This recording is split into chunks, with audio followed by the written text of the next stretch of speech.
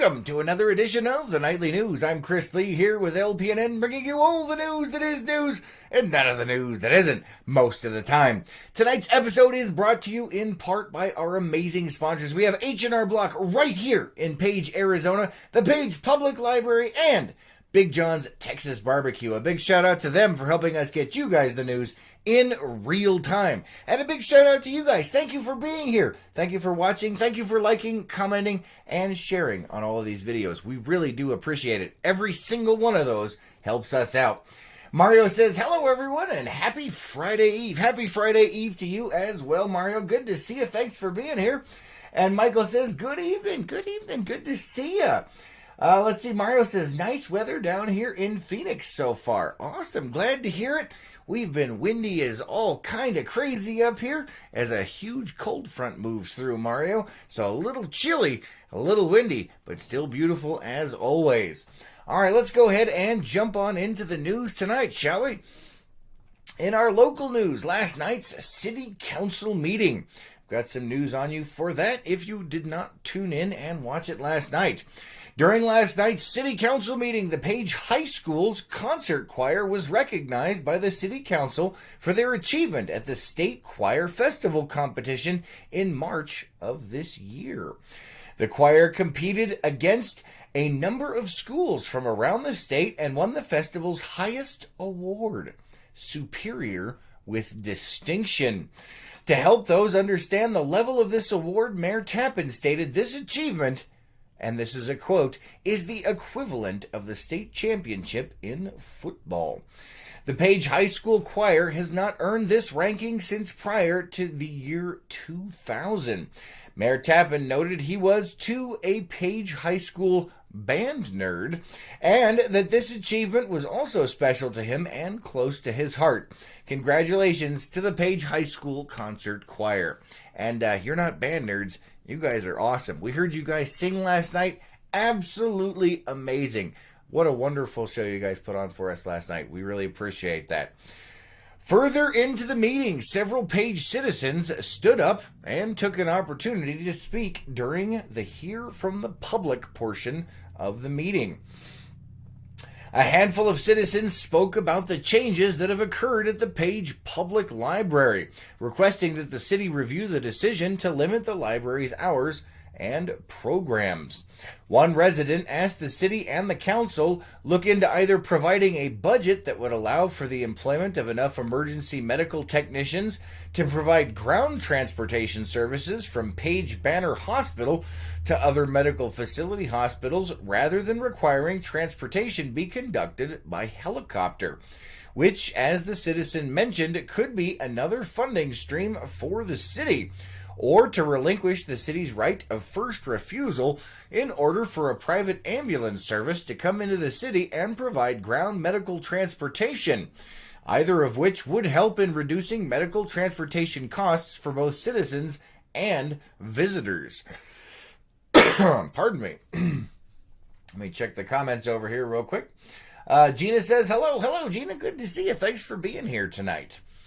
All right, let's see what else we have here for you tonight from the city council meeting.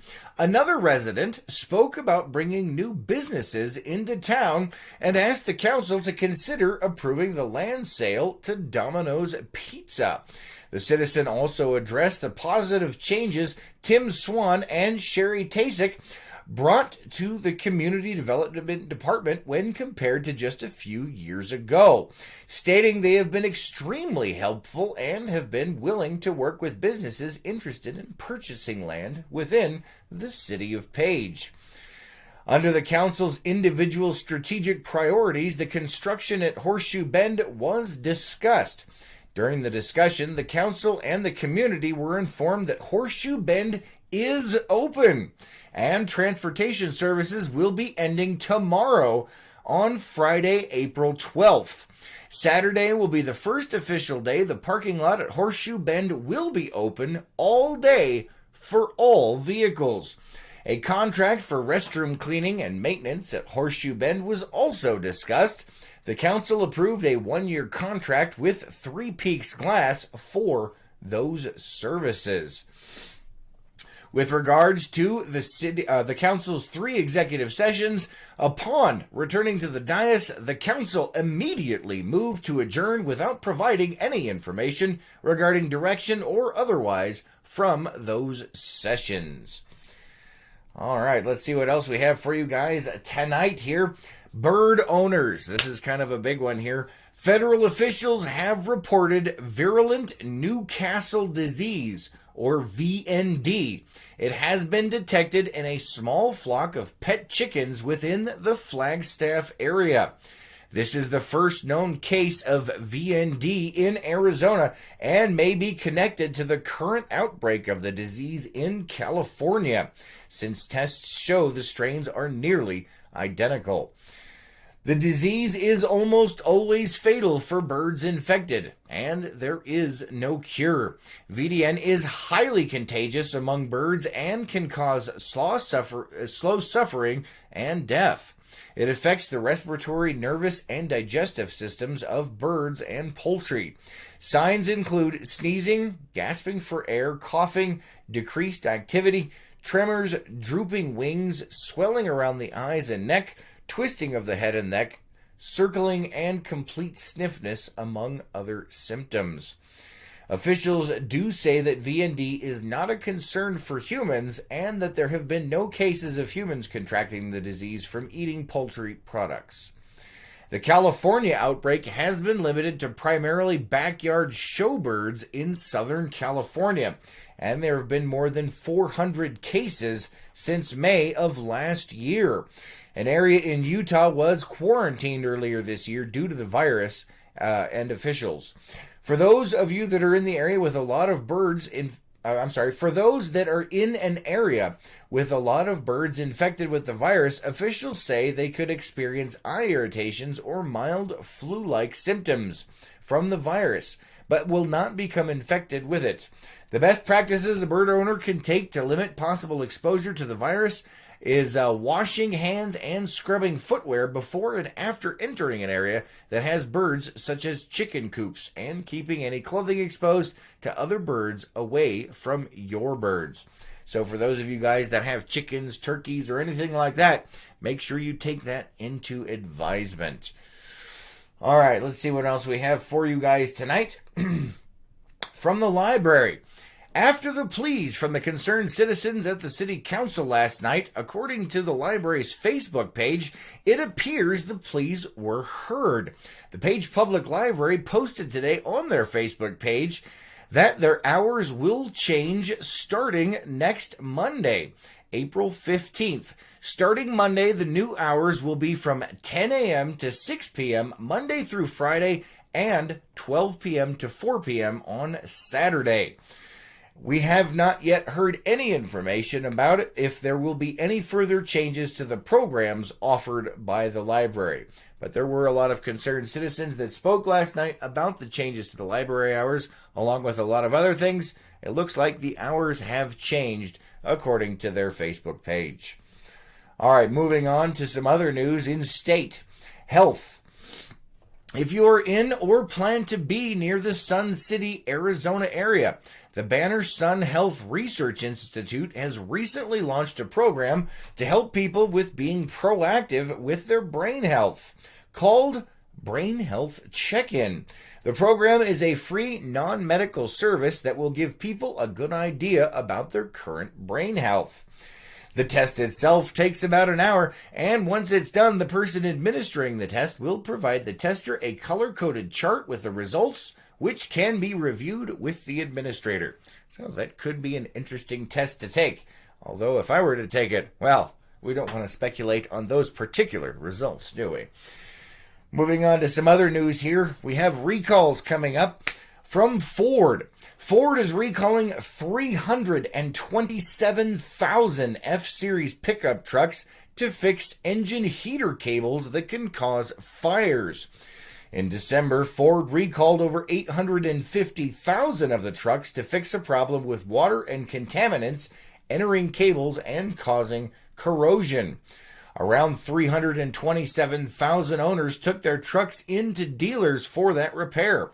However, an inspection during the process may have inadvertently damaged those cables. Dealers will now disable the cables of all recalled trucks by cutting the prongs that go into the electrical outlets. All owners will get new cables when the parts are available, and the company is working with suppliers to get the cables as soon as possible. So far, there is no estimated date for when they will be available. In the meantime, the company is advising that owners not use their engine block heater cables until the cables can be replaced. The recall covers F-150s from 2015 to 2019 and Super Duty trucks from 2017 to 2019. The risk of fire is only when the cables are plugged in. Ford has said that they are aware of 3 fires, one in the U.S. and one in Canada, that could be related to that problem.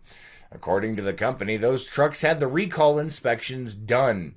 Engine block heater cables are plugged into electrical outlets or extension cords to keep oil and antifreeze warm in extremely cold temperatures. All right, moving on to our events here. Let me check the comments over here. Lori says, good evening. Good to see you. Thanks for being here. And thanks, guys, for liking, commenting, and sharing on all of these videos. We really do appreciate it. It helps spread the word, and it helps us out. All right, so events. The Page 4-H fundraiser is coming up, guys. The local 4-H club has teamed up with Lake Powell Ford to help raise funds for the club. For every test drive taken on behalf of the 4-H club starting yesterday, Lake Powell Ford will donate $10. For every vehicle purchased during the same time on behalf of the 4-H, Lake Powell Ford will donate an additional $100. So get out there, tell them about 4-H Club, and take that test drive and get those donations in. Or if you're in the market for a new vehicle, you might want to check that out. All you have to do is tell the sales rep that you are there to support the local 4-H Club and take a test drive. No other commitment Saturday the 13th. So make sure you head on down there and check that out. Sounds like a lot of fun. The 4-H Club will also be having an event at Lake Powell Ford on Saturday, so they say come on out and support your local 4-H Club.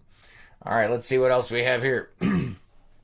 Coconino Community College, 89 Ford, and the Page Chamber of Commerce are hosting a 2-part series designed to help businesses, staff, and management, and those that are curious, learn and gain a better understanding of some of the cultures that are here in Page and those that visit. The first in the series is tonight, and special guests will be discussing the Navajo and Asian cultures.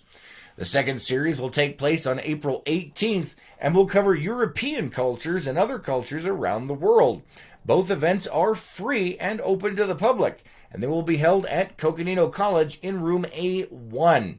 Both of them run from 6:30 p.m. to 8 p.m. Don't forget about that Easter egg that is coming up. The annual Page Easter egg hunt is scheduled for April 13th from 9 a.m. to 11 a.m. at the Page Sports Complex. Don't forget this one also coming up, the Page Shuttle Meeting. On Monday the 15th at 4 p.m., there will be a meeting at the Page Chamber of Commerce to discuss starting a circulator shuttle to connect travel partners, accommodations, and attractions within the Page area with the National Park Express. It says here, come get your voices heard. It is estimated the meeting will take around 45 minutes and light refreshments will be served. Another Easter thing coming up, the Ken's Tours Easter egg hunt. It says here, mark your calendars. Ken's Tours Lower Antelope Canyon will be hosting their second annual Easter event on Saturday, April 20th, starting at 9 a.m. and going until noon. They've got things for kids and adults down there, so don't forget to check that out. One that we haven't brought up before, but we got in today, Wags and Wine. The annual Wags and Wine event hosted by the Page Animal Adoption Agency will be taking place Saturday, April 27th, starting at 6 p.m. at the Canyon Cantina. There will be a wine tasting, door prizes, a silent auction, adoptable pets, and a live band. You can get tickets to the event at Eventbrite. Tickets are $50 each. All the proceeds go to the Page Animal Adoption Agency to help with the needs and care of all of the animals down there. All right, if you guys haven't been in Page, or if you haven't been paying attention, it's been windy for the last few days. Let's go ahead and check that weather and see what is in store for us here in the near future.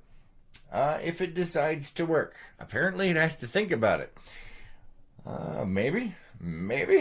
Come on, you can do it. It's thinking about it. Oh, sorry guys. Gotta love those technical difficulties on live TV here. It's thinking about it. Where are you? Come on, you can do it. Holy heck. I do apologize, guys. Give me just a second to get this thing up here for you. There we go. All right. Ha-ha. And here we are. So it looks like tonight a low of 41 degrees. Tomorrow, that wind is dropping off to below 10 miles per hour finally. And the high tomorrow is 58 degrees as that cold front fully seats here in the area with a low of 40. Saturday, it warms up slightly to 64 with a low of 44 and sunny out. On Sunday, 76 with a low of 50 and partly cloudy. And on Monday, a high of 77 as it slowly warms up with a low of 54. As you can see, though, it looks like something else is going on Monday as those winds are slowly picking back up. It is that time of year, though, guys. It does happen around here. It's either really hot, really cold, or really windy. You never know what you're going to get. Let's see. Also coming up here, this is from the National Park Service. The Height Outpost and Adventure Center is open for business. So if you're out on the lake or around the lake and you're in that area, this is from the National Park Service for Glen Canyon. The new National Park Service concessionaire Height Outpost and Adventure Center is now operating year-round, 7 days a week. Apparently, they provide a myriad of services for Height visitors. The gas station provides 24-hour pay-at-the-pump service, while the store offers an assortment of groceries and gear. Of equipment available as well for rent.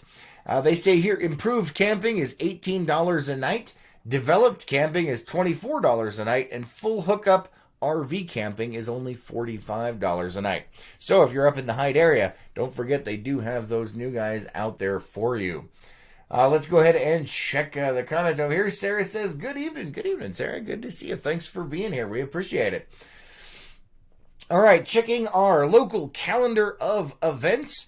Tonight, it looks like at 6:30, we have at Coconino Community College Ed Talks Better Service Series. Don't forget, we talked about that just a bit earlier. They're going to be having all kinds of fun stuff going on down there. So go ahead and head over to the Coconino Community College at 6:30 to check that out. Tomorrow at 10 a.m., we have DVD exercises over at the Community Center. At 1:30 p.m., we have the family movie Mary Poppins Returns over at the Page Public Library. At 6 p.m. is beginning tennis courses over at the Community College. And at 6:15 p.m. is Zumba over at the Community Center. And if you guys missed any of that, don't forget to check out lakepowellnews.com, where we have a local calendar of events and articles and information that you might be interested in for Page and the surrounding area. All right, guys, that is all the time we have for tonight. Thank you so much for joining us. Thank you for liking, commenting, and sharing on all of these videos. We really do appreciate it. Have an amazing night, and we'll catch you tomorrow morning on The Morning Cup. Until then.